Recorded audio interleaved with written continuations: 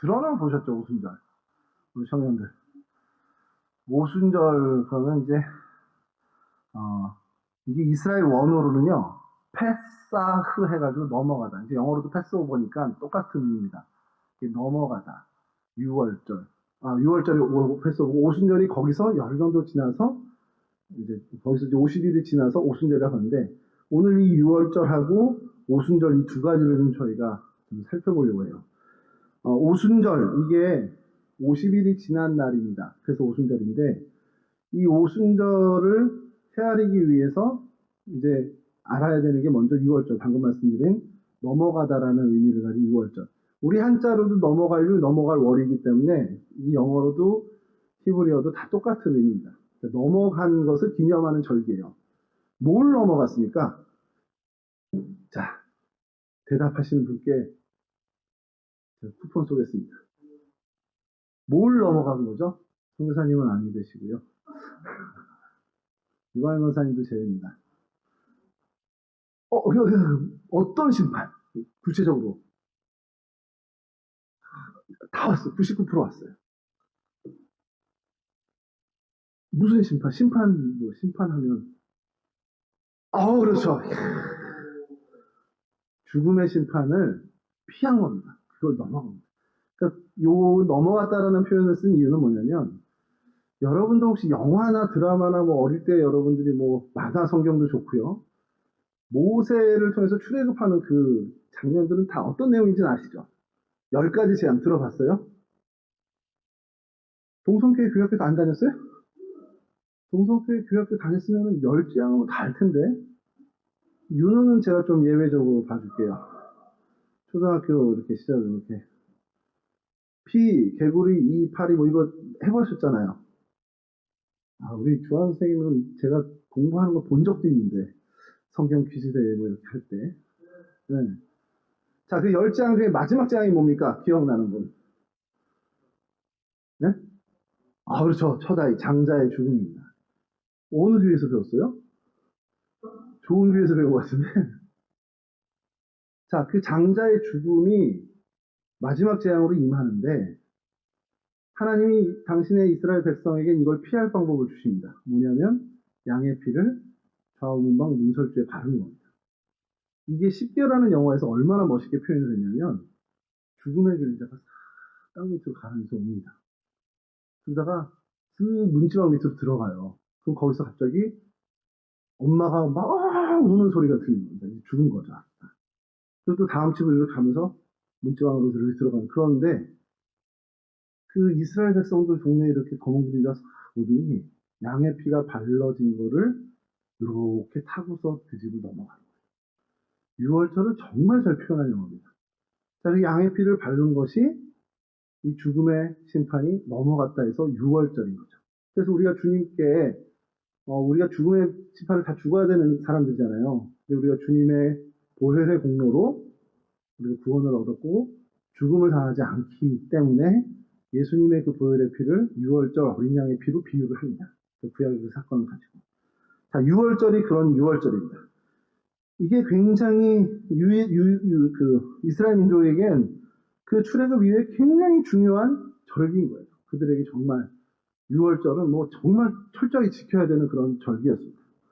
그래서 우리가 뭐 얘기하는 6월절의 어린 양 예수 그리스도인데 뭐 그런 거 있잖아요. 예수님이 가시관에서 피 흘리시고 좌우 손에 못 박히시고 발에 못 박히는 그 모든 피 흘림이 이 6월절의 어린 양과 정말 같다라는 얘기를 하면서 주님을 6월절 어린 양이라고 한 거죠.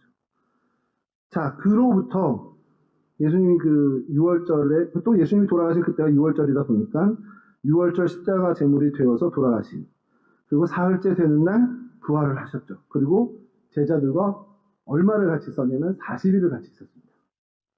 자, 40일을 같이 있었고 그 다음에 너희는 예루살렘을 떠나지 말고 이곳에서 성령의 임재를 기다려, 성령 하나님을 기다리라고 명령하시고 하늘로 승천하셨단 말이에요.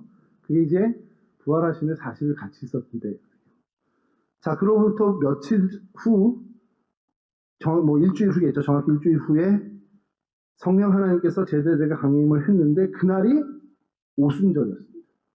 그러니까 성령이 그날에 임했다고 해서 오순절이 된 게 아니라 이게 원래 이스라엘 백성에게 있었던 맥추절, 오순절 같은 절기입니다. 맥추절이 뭘까요? 한자 공부를 안 하는 세대라 맥이 무슨 맥자인지 잘 모를 수 있죠. 맥 뭐라고요? 보리 의심이 가는데 보리 맥자입니다. 거기에 술주자가 붙으면 맥주가 되는 거고 추수할 때 거둘 추자가 붙으면 맥추절이 되는 겁니다. 그러니까 보리를 수확하는 계절인 거예요.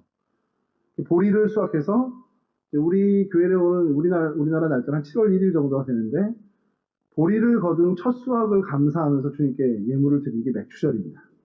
굉장히 성경적인 의미죠. 그리고 추수감사절은 사실 성경에는 없어요. 추수감사절은 청교도 그들의 절기를 이렇게 좀 전통으로 내려오는 거고 성경에 있는 절기는 오히려 맥추절이 첫 열매의 절기입니다. 자, 그걸 오순절이라고 불렀고 그때 마침 성령 하나님께서 마가의 다락방에 120명 제자들에게 임한 겁니다. 그래서 우리가 지난주, 지지난주 계속 살펴봤지만 그때 임했을 때의 현상들, 제자들이 각기 다른 언어로 말을 하기 시작하고 그거에 어색하던 술꾼들이라고 하면 좀 그렇지만 그들은 술 취했다라고 조롱하기도 하고 그런 현상이 일어난 게 그날이에요.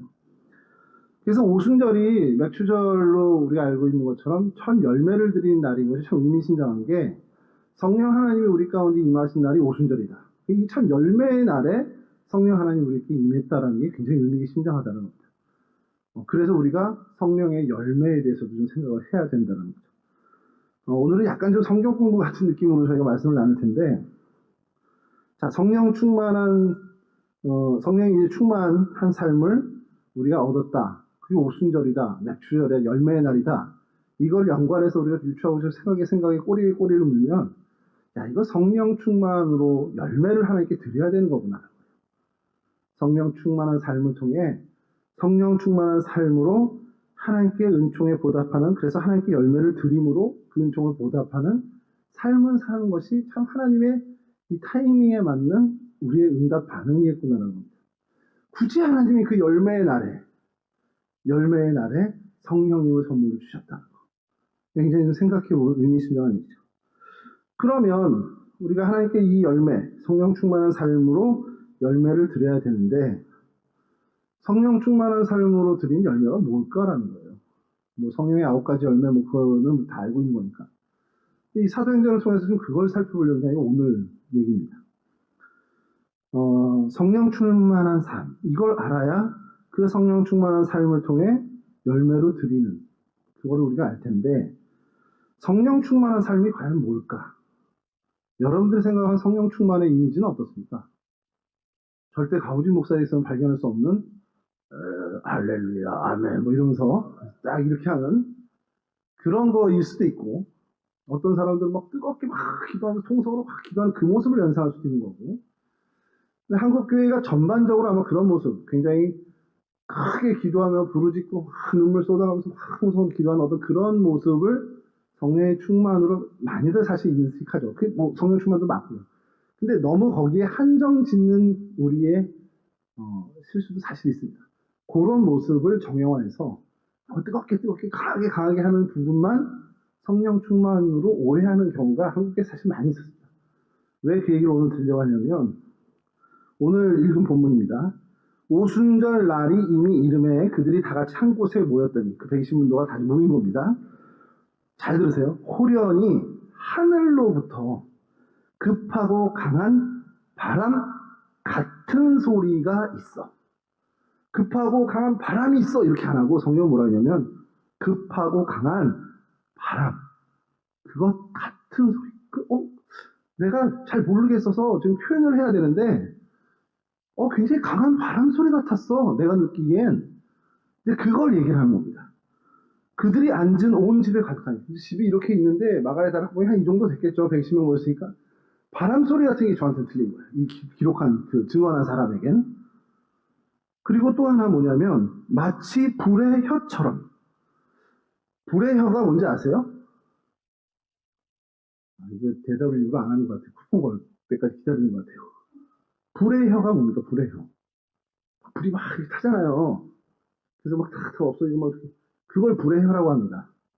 네이버 사전에서 좀 찾아보세요. 네이버 사전에서 불의 혀 찾아보시면 이미지로도 나옵니다. 불의 혀. 우리 촛불 켜놓으면 여기 막 이렇게 날리죠? 그렇게 하는 게 불의 혀거든요. 마치 불의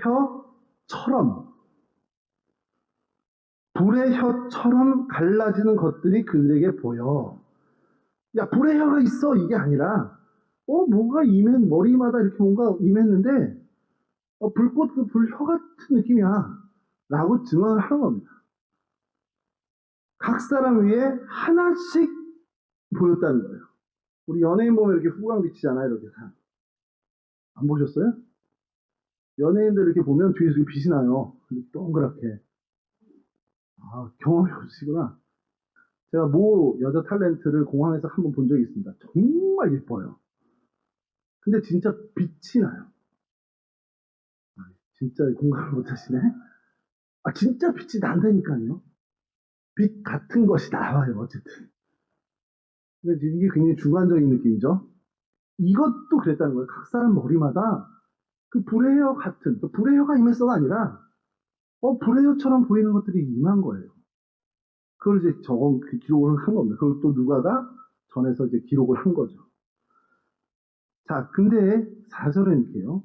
그들이 다 성령의 충만함을 받고 성령이 말하게 하심을 따라 다른 언어들로 말하기를 시작하니라. 성령의 충만함을 받은 듯하여 이게 아니라 성령의 충만함을 받고, 이건 확정함입니다. 성경의 기자가 아까 강한 바람 이거는 그거 같은 거야. 불의 혀 같이 보였어. 근데 이거는 성령의 충만함을 받은 것 같아가 아니라 성령의 충만함을 받고입니다. 왜요? 그 뒤에 성령의 말하게 하심을 따라 다른 언어들로 말하기 시작하니라. 이게 너무 성령이 임한 확실한 증거라는 걸 얘기를 하는 겁니다. 우리가 몇 주 전에 이야기했지만 다른 언어들로 말하기를 시작한 것이 성령의 임재에 굉장히 중요한 증거가 된다는 거죠. 이거는 단순히 말한 것 때문이 아니라 이제까지 소통이 전혀 안 되던 그 사람과 이제까지 나하고는 공감이 전혀 안 되던 그 사람과 소통하고 공감하고 동질감을 느끼는 통하게 됐다는 거예요. 이게 어마어마한 성령의 임재의 중요한 증거라는 겁니다. 자, 그 얘기처럼 그러니까 이게 뭐냐면 아까 말씀드린 성령의 충만함을 열매로, 그리고 오순절 이 열매의 날 주님께서 기대하신 열매가 뭘까? 우리가 유추할 수 있는 것은 결국 평소에 대화가 통하지 않던 사람, 단절됐던 사람, 관계가 헤어졌던 사람, 관계가 끊어졌던 사람들, 그들과 다시 한번 소통이 되고 교통함이 이루어졌다는 것. 즉 사람에 대한 지경이 확장됐다는 것을 성령의 중요한 열매로 우리가 볼 수 있다는 거죠.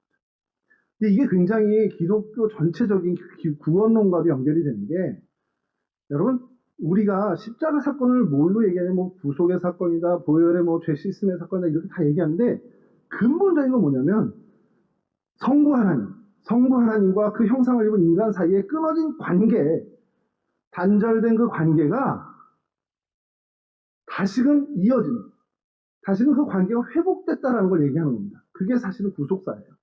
구속론, 구원론입니다. 그러니까 예수님이 이 땅에 오셔서 죄의 문제를 해결해 주셨어.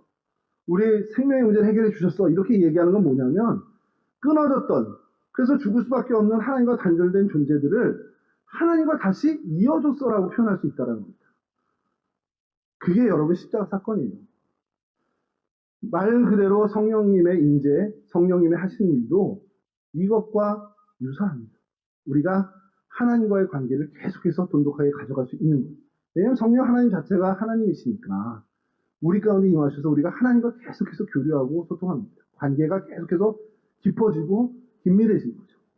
자, 그러다 보니까 그 하나님이 사랑하시는 저 사람, 그 하나님이 사랑하는 저 승혁이, 그 하나님이 사랑하는 윤호랑도 내가 사랑의 관계로 그 관계가 확장돼 가야 된다는 거예요. 나 하나님 너무 좋아요. 오늘 어린이 주일이라고 찬양 나오는데 깜짝 놀란 게, 나는 예수님이 정말 좋아요. 막 노래를 하더라고요. 그래서 야, 이 시온 찬양대가 이런 찬양도 할 수 있구나. 요즘 깜짝 놀랐는데, 나 예수님이 너무 좋아요, 나 하나님 너무 좋아요 하는 사람이 하나님이 좋아하는 그 사람을, 근데 하나님은 너무 좋은데 하나님이 좋아하는 쟤는 싫어요. 이게 사실 안 된다는 거예요. 사람 사이에도 마찬가지 아닙니까? 제가 세준이를 되게 좋아합니다. 진짜로. 안 믿는데. 세준 형제 되게 좋아해요.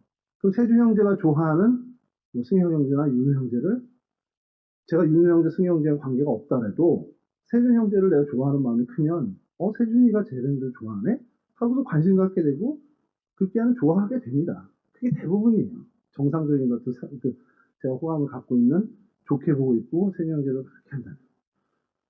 반대로 세준 형제가 싫어한다면 또 저도 싫어할 수 있겠지만 하나님은 어쨌든 모두를 사랑하신단 말이에요. 그럼 내가 하나님이 너무 좋고 하나님 하시는 일이 좋고 하나님 하시는 게 너무너무 어쩔 수, 뭐 표현할 수 없을 만큼 좋아하는 사람이라면 하나님이 좋아하는 건 나도 좋아하게 된다는 겁니다. 그게 사람에 대한 지혜가 계속 넓어져요. 그게 성령 충만이라는 거예요. 제일 확고한 증거. 자, 그렇게 하나님에 대한, 이제 사람에 대한, 하나님이 좋아하시는, 하나님이 사랑하시는 사람에 대한 확장이 계속 이루어지는데, 자, 요때 우리가 한번 살폈지만 막 사람들이 술 취한 거 아니야? 새술에 취한 거 아니야? 우리가 못 봤던 아직 이상한 술, 새로운 술에 취한 거 아니야? 이렇게 얘기하는 사람들의 조롱에 베드로가 뭐라고 그랬다고 그랬죠, 지난번에? 야, 술 취한 거 아니야? 지금 아침 9시인데 무슨 술이 취해? 이거 요엘서에 기록된 성령 충만의 사건이야 라고 얘기합니다. 그러면서 얘기한 게 뭐냐면, 너희 자녀들은 예언할 거고 너희 젊은이들은 환상을 보고 너희 늙은이들은 꿈을 꿀 거야. 그렇게 얘기합니다. 그리고 그때 내용으로 남용과 여종들에게 부어주리니 그들이 예언할 거고요. 하늘에서 기사와 아래는 땅의 징조를 베풀고, 무서운 얘기 있죠. 피와 불과 연기, 주의 크고 영화로운 날이 이르기 전에 해가 어두워지고 달빛이 피가 되고, 이런 얘기들을 해요. 요에서에 나온 얘기를 합니다. 근데 여러분 보세요. 베드로가 얘기하는 이 모든 얘기 중에 그 예언하는 게 하나도 이루어진 게 없습니다. 아직까지 환상을 본 사람이 없어요. 요때, 오순절 사건 때. 환상을 본 사람도 젊은이도 또는 늙은이도 없었습니다. 예언을 행하는 노예도 남종이나 여종도 없었습니다. 해가 변하지도 않았고 더더군다나 달이 변해서 피빛으로 바뀐 것도 없어요. 나타나는 현상이 하나도 없습니다. 근데 베드로는 뭘 근거로 지금 이 사건이 요엘서에 얘기한 성령의, 그러니까 하나님의 영이 임한 사건이라고 얘기하냐는 거예요. 요엘서에 나온 그 모든 일들 하나도 현재 지금 발생된 현상이 없습니다. 베드로가 말씀의 사람이었다는 것을 저희가 확실하게 할 수 있는 것은 그 각기 다른 언어로 사람들 사이에 소통이 이루어진 것을 보고 이건 성령의 임재라는 확신을 가졌다는 거예요. 베드로는 그만큼 주님의 마음, 하나님의 마음, 하나님에 대해 잘 알고 있었던 사람이라는 거예요. 물론 이것도 성령께서 베드로에게 임했기 때문에 가능한 이야기이긴 하죠. 그래서 사람에 대한 지경이 넓어진 것보다 정말 더 확실하고 더 큰 성령 충만에 대한 증거가 사실 없다라는 거예요. 그게 제일 확실한 증거라는 겁니다. 왜냐하면 아까 얘기했지만 뭐 같은 거, 바람소리 같았어. 크고 급한 바람소리 같았어. 단정하지 않아요. 그리고 불의 혀 같은 거 이렇게 하면서 그것도 단정하지 않습니다. 아까 말씀드린 것처럼 4절에서는 저희가 다 성령의 충만함을 받고 성령이 말하게 하심을 따라 각기 다른 언어로 말하기 시작한다. 이거는 추정하는 게 아니라 단정을 짓고 있다는 거예요. 이 베드로의 그 이야기와 어떻게 보면 상통하는 거죠. 다른 언어로 말하기 시작하고 다른 사람에 대한 지경이 넓어지는 것, 이것만큼 절대적이고 객관적인 증거가 없다라는 것을 베드로는 알았고요. 아까 이야기한 좀 강한 바람 같은 거, 혀 같은 거, 이건 그냥 주관적인 느낌이라는 겁니다. 여러분 이게 왜 중요하냐면 여러분들이 성령 충만을 받을 때에 개인적으로 느끼는 현상은 각기 다 다를 수 있습니다. 어떤 사람은 정말 크고 강하게 확 정말 이제까지 경험해보지 못하면서 충격적인 경험으로 성령 충만을 받을 수도 있고요. 어떤 사람은 정말 그렇게 고요할 수가 없는 그 고요함 속에 성령 하나님을 만나는 사람도 있습니다. 그러니까 그 만나는 방법은 이게 맞다 저게 맞다 할 수 있는 게 아니에요. 근데 이렇게 만나든 저렇게 만나든 공통적으로 나타나야 되는 현상이 뭐냐? 하나님이 사랑하는 그 인생들을 나도 사랑하게 된다는 겁니다. 사랑이란 표현까지 그렇다면 하나님이 관심 갖고 하나님이 선하게 여기고 하나님이 구원의 대상으로 삼는 그 사람에 대한 하나님의 마음을 나도 공감하기 시작했다면 그건 성령께서 하시는 일이라는 겁니다. 그러니까 저는 예전에 청년부 전에 교회 있을 때도 얘기했지만 내 마음에 쟤 미워 죽겠어. 도대체 화가 가시질 않아. 이건요, 두 가지로 얘기할 수 있는 게 아직 성령이 나를 지배 못했다. 너 성령 안 받았는 이게 아니라 성령이 아직도 나를 제어를 못한다. 그거고 또 하나는 빨리 내가 기도를 통해서든 말씀을 통해서든 신앙의 어떤 그 스텝을 밟아서 이 미움을 빨리 내 마음에서 걷어내야 된다. 그래서 뭐 무관심하자라는 건 아니고 하나님의 마음, 하나님의 시선을 빨리 내가 회복해. 왜냐하면 여러분 생각해 보세요. 지옥이요 내 마음에 있고 천국이 내 마음에 있습니다. 정말 그 미운 사람 마음에 한 명 품고 살면 지옥 같습니다. 여러분 이 일이 왜 그러냐면 왜 하나님이 그러면 사람에 대한 지경을 넓혀가지고 우리로 이렇게 하실까요? 하나님이 여러분들에게 성령 하나님을 임하게 하시면서 성령 충만함을 주시면서 기대하는 게 있습니다. 기대하시는 게 뭐냐면 너 예루살렘과 온 유대와 사마리아를 넘어 땅끝까지 내 증인이 됐으면 좋겠어. 오직 성령이 너에게 임하며. 이게 주님의 기대입니다. 우리 하나님이 우리에게 성령을 주시는 이유, 그 기대감이죠. 뭐 이유는 아니고 성령을 주시면서 그래도 우리 승혁이한테 성령을 선물로 주면 승혁이가 이렇게 되지 않겠어? 그 기대가 증인으로 살라는 거예요. 누구한테 가서 증언할 거예요? 저 날아다니는 꽈마귀와 까치를 바라보면서 얘들아 예수님에 대한 아니 우리 승혁이 이러진 않을 거 아니에요. 주변에 있는 사람들에게 분명히 할 텐데 뭐 언어로 표현 안 할 수 있습니다. 승혁이가 너 예수 믿어봐 교회 와봐 이렇게 안 할 수 있습니다. 그냥 승혁 형제 자체가 예수님을 사랑하고 하나님을 사랑하는 삶의 모습을 보여주면서 그것으로 증인된 삶을 살 수 있는 거예요. 뭐 가끔가다 말도 하겠죠. 너 교회 안 나가면 큰일 나 뭐 이런 식으로. 근데 그런 하나님의 기대가 있는 거예요. 증인이 되는 삶을 기대하시니까 증인된 삶이 뭡니까? 결국 사람에 대한 증언입니다. 이 사람에게 저 사람에게 주님에 대해서 내가 증거가 돼야 되는 거예요. 광고판이. 내가 하나님을 홍보하는 홍보판이 돼야 되는 거예요. 그게 성령 하나님을 우리에게 주시는 하나님의 많은 기대 중에 중요한 기대의 하나. 자, 그럼 제가 오늘 이 말씀을 가지고 그래 우리가 성령 충만을 받고 내 주변의 사람에 대한 인적 확장을 계속해가는 정말 성령 충만한 삶을 살아서 하나님께 기쁨의 열매를 드려야겠구나. 이거 결단하자는 게 오늘 말씀의 결론이고 주제인데 오늘 이 말씀을 준비하면서 뭘 자꾸 제가 한편에서 계속 불편한 게 뭐냐면 예전에 교회에서 성령 세례, 성령 충만을 구분하는 그 시간을 가진 적이 있어요. 성령 세례는 들어보셨습니까, 여러분? 사도행전 1장 5절에 이렇게 증언합니다. 요한은 물로 세례를 베풀었으나 너희는 몇 날이 못 되어 성령으로 세례를 받으리라 하셨느니라. 성경에 성령 세례에 대해서 언급을 하고 있습니다. 그럼 성령 세례를 너 받았니? 라고 했을 때 성령 세례 받았어. 자신 있게 얘기한 청년도 있었고요. 그게 뭐예요? 하는 청년도 있었습니다. 근데 제가 계속해서 여러분 의도하는 거를 나중에 설교 전했거나 지금 이렇게 하는 건가 제가 성령 충만을 얘기하면서 성령 세례라고 얘기한 적이 없습니다. 여러분들의 성령 충만 받으세요. 성령 하나님과 성령 하나님의 인재를 얻고 성령 하나님과 동행하세요 라고 얘기하면서 그 표현을 성령 세례 받으세요라는 표현을 한 적은 없어요. 왜냐면 이게 비슷한 맥락이지만 전혀 다른 겁니다. 그래서 고민하는데 이거에 대해서 정말 명쾌하게 정리하신 목사님이 계시더라고요. 세준 형제 여자친구 사랑하죠. 결혼식 했습니까? 안 했죠. 윤우 형제 없죠 지금. 죄송합니다. 우리 별이자는 눈빛이 자꾸 지금 흔들리는데 이거 그냥 예로 할게요. 그냥 실제 그렇게 하는 게 아니라 여러분 사실은 모릅니다. 아닙니다가 아니라 모릅니다. 남자친구 사랑하죠? 이게 친구 말고 남자친구 사랑하죠? 예, 남자친구 사랑해요. 결혼식 했어요? 안 했죠. 결혼, 사랑, 우리가 비슷한 카테고리 안에 있는데 둘은 다른 거잖아요. 저는 결혼도 했고 저희 집사람을 사랑합니다. 자, 근데 저희 집사람을 지금도 사랑해요. 매일매일 사랑해요. 사랑이 커져요. 이건 사실입니다. 네, 아멘. 감사합니다, 원사님. 자, 근데 그 사랑이 계속하죠. 사랑이 계속 사랑스러워서, 나 우리 집사람하고 결혼하고 싶다. 나 내 아내랑 결혼하고 싶다. 우리 애 엄마랑 결혼하고 싶다.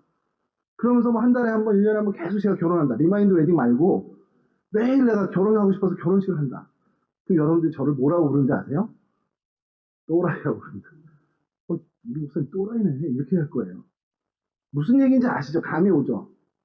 결혼식은 그 사랑하는 대상과 한 번에 매듭을 짓는 겁니다. 그리고 그 이후 결혼 이후의 삶은 사랑하며 사는 거죠. 성령 세례는 내가 성령 하나님을 만난 임팩트 있는 사건이어도 좋고, 아까 말씀드린 것처럼 정말 고요한 중에 주님이 속삭이도 오시는 그런 것도 좋고, 뭐가 됐든 내가 성령 하나님을 만났다라는 내 인생의 획이 그어지는 일이 성령 세례라는 거예요. 그 이후에 성령 하나님과 동행하며 말씀을 듣고 또는 소원해졌다가 하나님 왜 그래 원망했다가 다시 하나님과 가까워지고 이런 모든 것은 성령 충만의 사건입니다.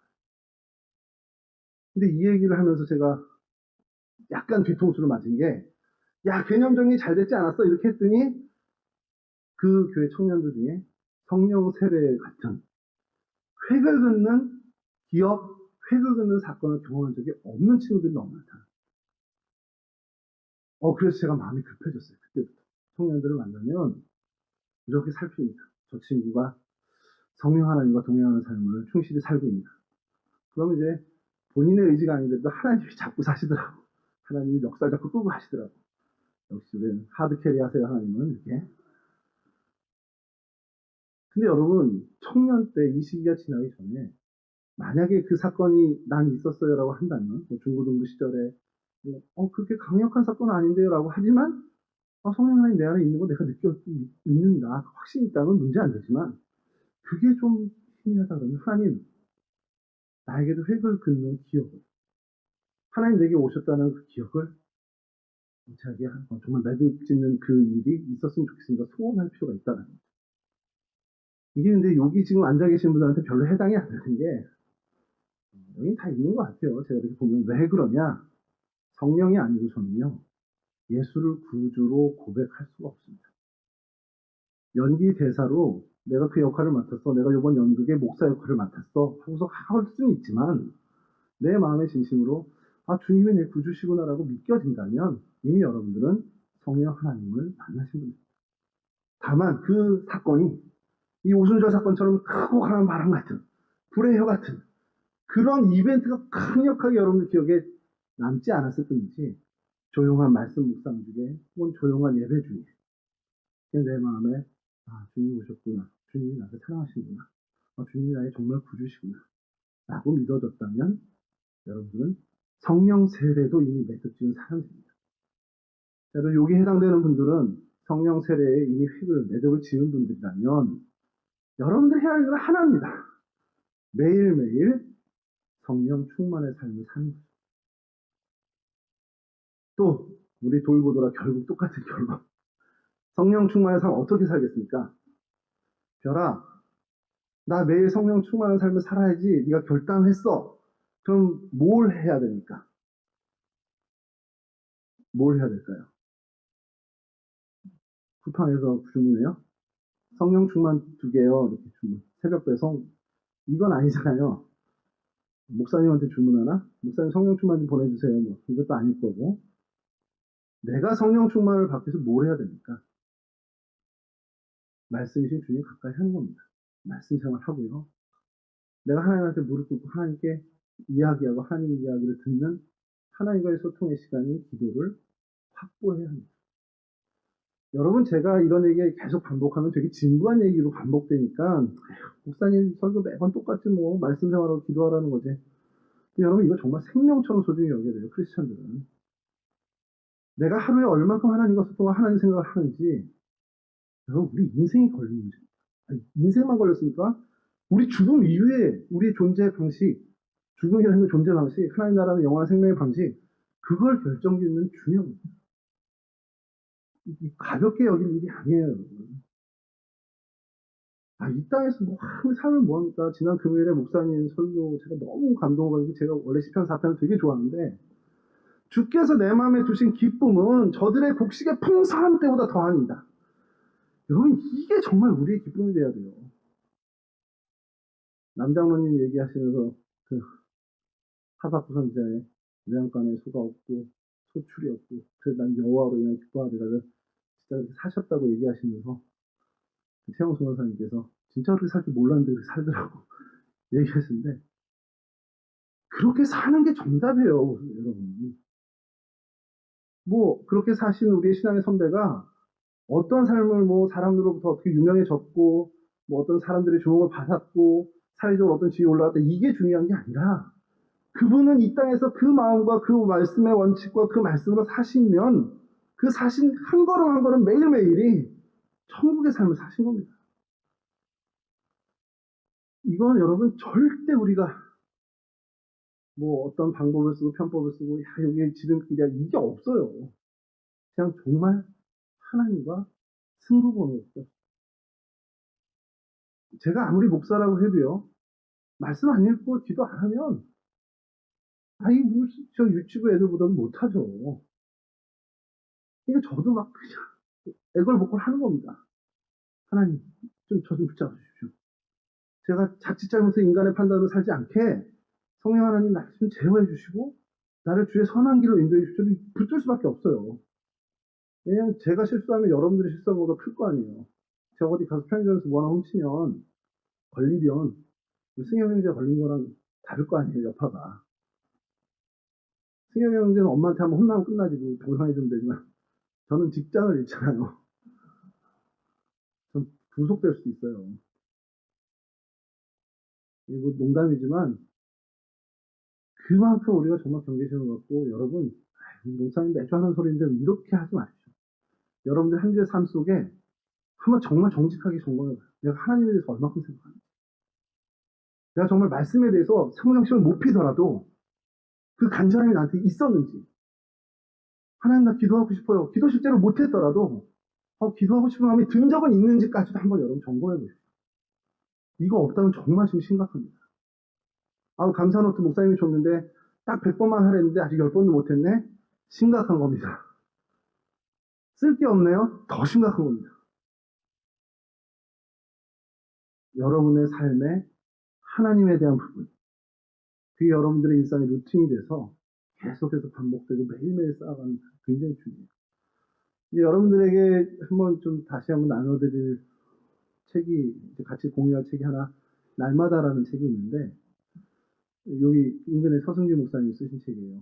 그래서 제가 굉장히 읽으면서 너무 마음이 기뻤던 게, 왜 안 변해? 사람들은 왜 안 변하지? 그렇게 기도할 때 은혜 받고, 부흥할 때 그게 은혜 받고 있는데, 왜 좀 지나면 도로 그렇게 되지? 그게 이분의 고민이었습니다. 매일 보고 듣고, 매일 경험하는 게 하나님이 아닌 사람은 안 돼요. 매일 세상을 더 많이 경험하고, 양으로는 치지 말죠. 매일 세상을 경험하고 매일 세상을 보고 매일 세상을 듣는 사람이면 더 경계심을 갖고 매일 하나님을 만나고 매일 하나님을 보고 매일 하나님을 경험하는 이 시간을 놓치면 안 되는 거예요. 일주일에 한 번 와서 하나님 생각하고 맞아 우리 하나님 그랬지. 맞아 지난주에 하나님 이랬지. 그리고 한 주간 까맣게 입고 살다가 주일에 와서 맞아 우리 하나님 이렇게 좋은 분이었지. 뭐 사실 이것도 참 감사한 일이긴 한데 그걸로는 변화가 안 됩니다. 힘 있는 크리스천을 살아갈 수가 없어요. 매일 내가 보고 매일 말씀을 보고 매일 말씀을 경험하고 매일 말씀의 은혜를 받아야 그게 10분이 됐든 5분이 됐든 1분이 됐든 매일매일 날마다 채워져야 내가 하나님의 사람으로 살아갈 수 있는 겁니다. 그냥 교회에 출석하는 교인이 아니라 진짜 거룩한 성도로 살아가기 위해선 매일매일이 필요해요. 여러분 가만히 스스로 생각해 보세요. 내가 매일 어떤 걸 경험을 제일 많이 하고 양이 아니더라도 내 온 신경이 얼만큼 더 거기에 할애가 되고 내가 어떤 거를 더 경험하고 어떤 걸 더 보고 어떤 걸 듣는지, 여러분 그게 나를 만드는 겁니다. 이영표 선수가 생각이 나를 만드는 책을 쓴 적이 있어요. 그것 굉장히 인맥상통하는데 내가 살아오면서 생각하고 내가 구상하고 내가 하는 그 가치관이 결국 내게 되는 거예요. 그리고 그 사람의 인생이 되는 겁니다. 내가 하나님 안에서 하나님을 경험하고 하나님을 보고 듣고 말씀을 가까이 하면 난 말씀의 사람으로 사는 거예요. 내가 세상이 좋고, 난 명예가 좋고, 세상의 지위가 좋고, 세상에 돈이 좋다. 그래서 그걸 매일 경험하고, 그거에 대해 고민하고, 그거에 대해서 뭔가 신경을 쓰면 세상 사람으로 사는 겁니다. 여러분, 그렇게 산 결론이 뭡니까? 결과가 뭐였어요? 그냥 공동묘지, 납골당의 그냥 인생입니다. 하나님의 사람으로, 말씀의 사람으로, 정말 천국 백성으로 살아야 우리가 천국의 사람으로 살아가는 겁니다. 자, 여기까지 제가 경각심이 더 얘기하면, 이제 지겨워진다 할 텐데, 자, 여기까지만 오늘 말씀 나누고, 여러분, 인생에 성령 하나님을 만난 획이 없다라고 만약 스스로 생각한다면, 한번 도전하시고요. 획은 크게 기억이 안 나지만 나는 주님이 내 구원자인 걸 믿어. 라고 한다면 안심하십시오. 여러분들은 성령 하나님을 만나십니다. 그러면 해야 할 일은 성령 충만을 살립니다. 매일매일 하나님을 생각하고, 말씀 가까이 기도의 시간을 억지로라도 확보하는 크리스찬 청년으로 살아갈 때 그렇게 여러분들이 살아가는 인생이 이어지면 이어질수록 여러분들은 능력의 크리스찬으로 정말 파워 크리스찬으로 살아갈 수 있는 그 길이 여기에요. 그럼 하나님은 반드시 그런 여러분들을 사용하십니다. 이 귀한 은혜가 임하는 저와 여러분 되기를 주님의 이름으로 간절히 축원합니다. 기도하겠습니다. 하나님, 이 세상 그 어떤 것보다도 정말 귀한 선물이신 성령 하나님 우리 가운데 허락하시니 감사합니다. 성령 하나님 우리의 심령 가운데 임하셔서 우리의 동행자 되어 주심에 감사를 드립니다. 하나님의 마음을 품고 하나님의 시선을 확보한 삶을 살아가는 저희가 될 수 있도록 도와주시옵소서. 특별히 사람에 대한 책임감을 갖는, 사람에 대한 지경이 넓어지는 저희가 되게 하시고, 그렇게 하나님의 마음을 품는 사람으로, 성령 충만한 사람으로 살아갈 때 하나님께서 우리의 삶을 통해 일하시고 그 일하심을 통해 하나님의 귀한 열매를 거두실 줄로 믿습니다. 이 결단을 이루는 우리 청년들 될 수 있도록, 우리 동성애 온 식구들 될 수 있도록 도와주시옵소서. 이 일을 우리의 표대로 삼고 목표로 삼고 나아가는 저희들 되기를 원하오니 하나님 지칠 때마다, 정말 처질 때마다 우리에게 힘과 용기가 되어 주옵소서. 간절히 간구하며 예수 그리스도 거룩하신 이름으로 기도합니다.